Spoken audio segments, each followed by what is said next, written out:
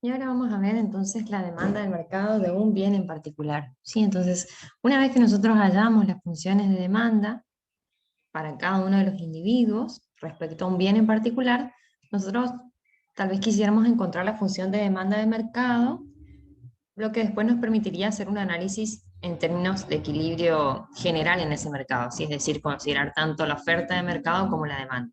Entonces, ¿cómo hacemos para encontrar esa demanda del mercado? Una vez que resolvemos el problema de optimización de cada consumidor y encontramos cada una de las funciones de demanda individual, entonces, la función de demanda de mercado simplemente la hallamos a partir de la sumatoria de las funciones de demanda individuales. ¿Sí? Entonces, por ejemplo, la función de demanda del bien X1, que va a depender de su propio precio, del precio de los otros bienes y de la renta de cada uno de los consumidores, la vamos a encontrar como simplemente la sumatoria de las funciones de demanda para el bien X1 de cada uno de los individuos. Fíjense que suponemos que son n individuos acá, va del igual a 1, 2, 3 hasta el n. Para cada uno de esos individuos sumamos las funciones de demanda y encontramos la demanda de mercado. Nosotros suponemos en principio que los individuos son tomadores de precios, ¿sí? Se enfrentan a mercados de competencia perfecta, digamos. Entonces, por eso los precios del bien 1 y de los demás bienes que suponemos que están agregados en este bien 2, fíjense que no tiene subíndice para cada uno de los individuos porque es el mismo precio independientemente de cuál sea el individuo, ¿sí? Entonces, los precios son los mismos, son tomadores de precios de estas personas, y las rentas, fíjense que sí tienen un subíndice, dando cuenta de que la renta entre individuos puede ser diferente, ¿sí? Entonces, los determinantes de esta función de demanda de mercado serían el precio del propio bien, el precio de los demás bienes, los gustos, las preferencias y la renta de cada uno de los individuos, tanto la renta total como la distribución de la renta entre los individuos que estamos considerando. Sí, pero entonces simplemente cómo encontramos esta función de demanda de mercado es la sumatoria. Van a ver que en algunos libros dice la sumatoria horizontal de las funciones de demanda de cada uno de los individuos de ese mercado.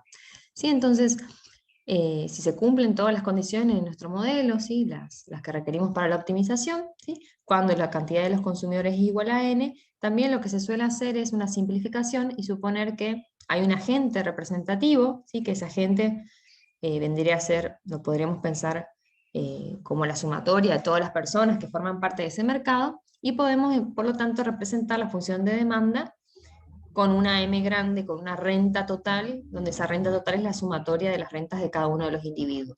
¿Sí? La llamamos a esta función la función de demanda de un agente representativo. ¿Sí? Entonces, si nosotros hacemos esta simplificación, digamos, lo que estamos evitando es analizar cómo impacta la distribución del ingreso entre las personas en la función de demanda. ¿Sí? Porque en vez de considerar una función de demanda de mercado que depende de las rentas de cada uno de los individuos y que puede variar ante redistribuciones entre la renta de estas personas, lo hacemos considerando una renta total. ¿Sí? Esa sería la diferencia.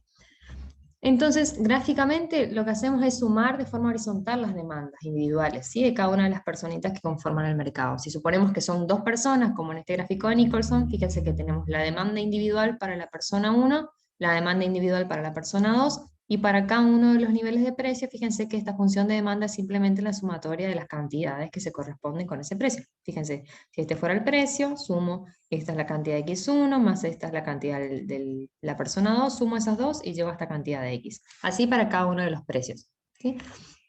En general, las pendientes de estas curvas de demanda de mercado suelen ser negativas, porque si bien el bien o servicio que estemos analizando puede ser un bien Giffen para cierto intervalo de ingresos para alguno de los individuos de ese mercado, en general se suele ver que son bienes normales, digamos, para la mayor cantidad de personas, digamos, del mercado, y por lo tanto lo que se suele observar son curvas de demanda con pendientes negativas, como la que tenemos acá. ¿Sí?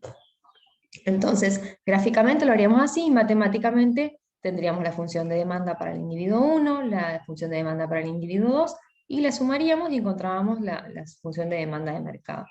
Ustedes van a ver que tanto en Varian como en Nicholson hay ejemplos que le muestran cómo hacer esa sumatoria, que es fácil, es simplemente una sumatoria, digamos.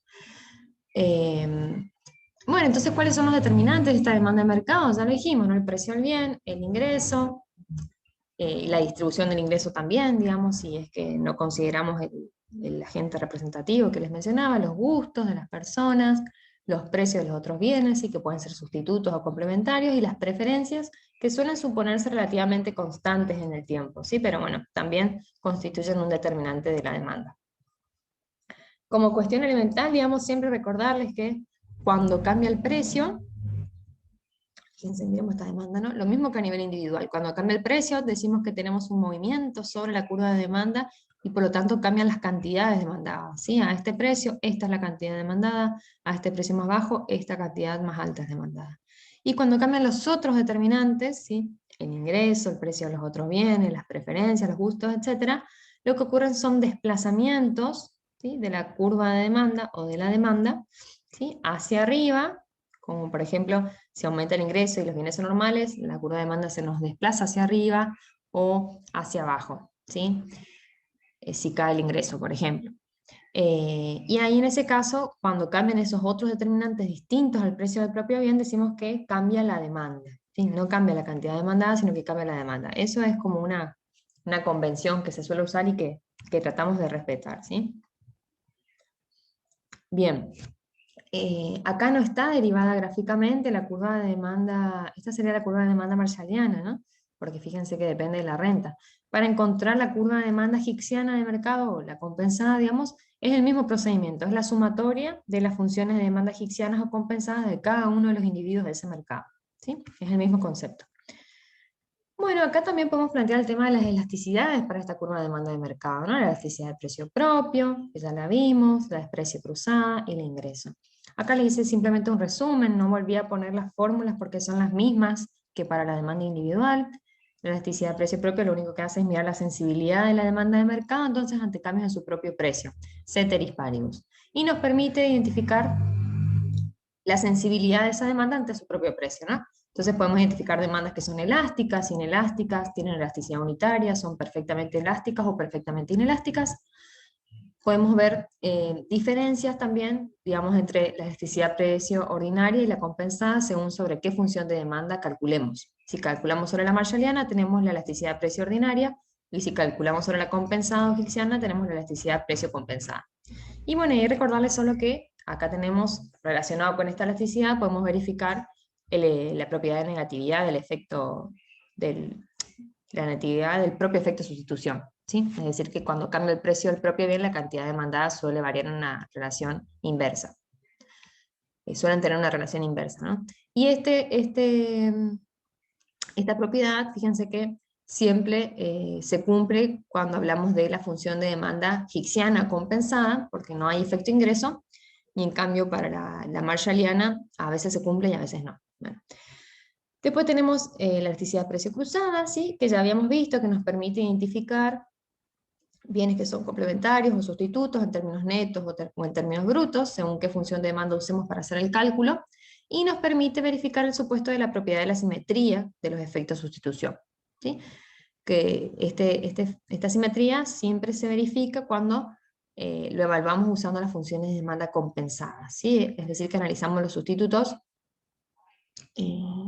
o complementarios en términos netos, ¿sí? No en términos brutos. Y después la elasticidad de ingreso, ¿sí? Nos habla de la sensibilidad de la demanda ante cambios en el ingreso, y ahí ese tipo de elasticidad nos permitía identificar bienes que sean normales o inferiores, y dentro de los normales, debería decir acá, perdón, dentro de los normales nos permite identificar bienes necesarios o de lujo, ¿sí? Según los valores que dé la elasticidad. Respecto a las propiedades de esta función de demanda de mercado, son las mismas que para la función de demanda individual, ¿sí? La propiedad de homogeneidad, de aditividad, de simetría de los efectos de sustitución cruzados y de la negatividad del propio efecto de sustitución. ¿Sí? Esto, como ya lo expliqué bastante a fondo cuando di demanda individual, no lo voy a volver a explicar, pero en todo caso, si les queda alguna duda, después me avisan. Bueno, y acá sí agregué la propiedad, si se quiere, de continuidad de la función de demanda, ¿sí? Esto que buscamos, que las funciones de demanda no presenten saltos.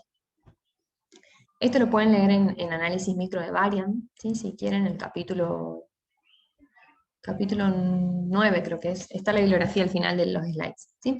Entonces vamos a decir que la función, ¿sí? De demanda al bien X, que depende de un vector de precios, ¿sí? Este P está con negrita porque simboliza un vector de precios, ¿sí? Tanto el precio del bien X como el precio de los restantes bienes, y depende de la renta. Vamos a decir que esta función es la única cesta maximizadora a los precios P y la renta M, ¿sí? Si esa es la única cesta maximizadora, entonces la demanda variará continuamente ante cambios del precio y del ingreso, ¿sí? Es decir, la demanda va a ser continua en precio e ingreso. Entonces, ¿qué tiene que ocurrir para que la demanda sea continua en precio y en ingreso? La función, ¿sí?, nos tiene que reportar una única cesta maximizadora para el vector de precios y la renta. Y ahora vamos a ver ese concepto, ¿sí?, el concepto de cesta demandada única. Bueno, y si ustedes leen a Varian van a ver que él dice que si las preferencias son estrictamente convexas, entonces para cada vector de precios mayor a 0, ¿sí?, hay una única cesta X que maximiza la utilidad dentro del conjunto presupuestario del consumidor, ¿sí? Entonces, ¿cuál es el requisito que necesitamos para asegurarnos de que las funciones de demanda sean continuas para vectores de precios positivos y rentas positivas, ¿no?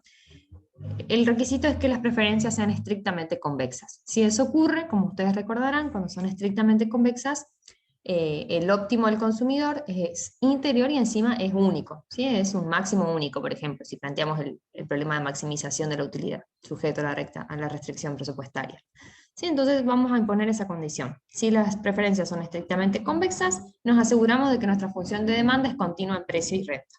Y acá hay un gráfico de Varian, de análisis micro de Varian, que muestra justamente unas preferencias que no son estrictamente convexas, y muestra cómo la demanda de mercado, la función de demanda que surge a partir de estas preferencias no es continua, ¿sí? O es discontinua, en otras palabras. Fíjense, tenemos 3 rectas presupuestarias que muestran caídas en el precio del bien 1, ¿sí? Esta es la primera, la segunda, la tercera. Fíjense que al principio el consumidor elige esto, luego al caer el precio elige consumir un poquito más de X, y luego al caer más todavía el precio del bien X1, él cambia bruscamente de elección. Fíjense que pasa a elegir esto de X, un gran salto o cambio en X ante un cambio en su precio. Y si ustedes grafican eso redundaría en la función de demanda discontinua, como la que se muestra acá, ¿sí? Para niveles de precios superiores a este P1, la función de demanda estaría por aquí, y luego hay un salto, ¿sí?, una discontinuidad, y seguiría por acá la función de demanda. ¿Sí? Entonces siempre buscamos que sean funciones de demanda continuas. ¿Sí? Y para eso deberíamos verificar la forma, la curvatura de las preferencias. Bien. Y ahora vamos a ver otras curvas de demanda específicas, ¿sí? Por ejemplo, la que solemos usar mucho es la curva de demanda lineal, lo van a ver luego cuando analicemos los tipos de mercado, ¿sí? Generalmente suponemos formas funcionales lineales para facilitar el análisis. Esperemos un segundito.